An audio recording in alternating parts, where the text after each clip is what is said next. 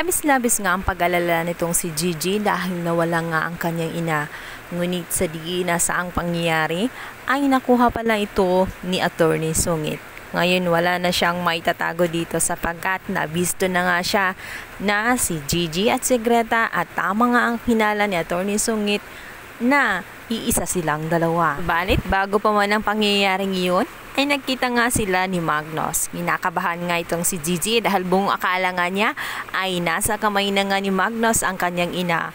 Ngunit makikipag-deal lang pala ito na ipasok nga itong si Allison dito sa kanyang shop at kukunin bilang isang model.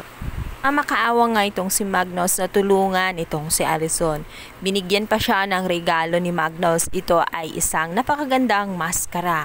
Buong akala naman ni Greta kung ano na yung ipapakita sa kanya. Buong akala niya ay mga chap-chap na katawan ng kanyang ina. Yun pala, iba ang kita nga niya ay isang maskara. Samantala, dahil nga naibalik na nga ni Attorney Sungit ang kanyang ina, ngayon itutuloy na nga ni Greta ang kanyang mga plano. Balik alindog na ulit siya at sumasang-ayon na siya sa alok ni Magnus na tanggapin nitong si Allison dahil may hinala nga siya na may namamagitan dito kay Magnus at Allison at yun ay hindi nalalaman ni Riley. Naman susubukan nga ni Greta na mag-ayos nga itong si Riley at si Allison. Sinubukan niyang kausapin si Riley at sinabi niya subukan na puntahan nga itong si Allison dahil magkakaibigan naman daw sila at sayang naman daw ang kanilang mga pinagsasamahan. Subalit ginawa nga lang yun ni Greta dahil sa kanyang mga plano. Nais niyang pumagitna nga sa dalawa. Nang sa ganun, mabilis niyang mamamanmanan ang mga galaw nito at makukumpirma nga niya na ito nga si Magnus ay kabit si Allison. Samantala, nakausap na nga ni Greta itong si Allison at tuwang-tuwa nga ito nang sabihin niya na pumapayag na siya at kukunin nga niyang model itong si Allison.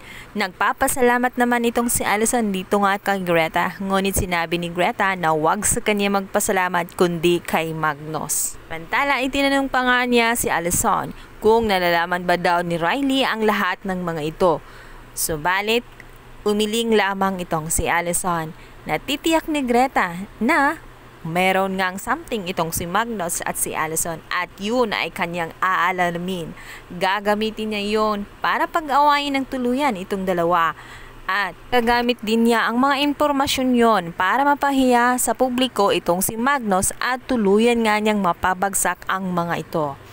Ito na ang simula ng kanyang mga paghihiganti dito nga kay Magnus at sa Elite Squad. Tikman na nila ang paghihirap nitong si Gigi mula sa kanila. Guys, pakabangan pa natin ng mga exciting na magaganap sa Magandang Dilag. Salamat sa pakikinig. Please don't forget to subscribe.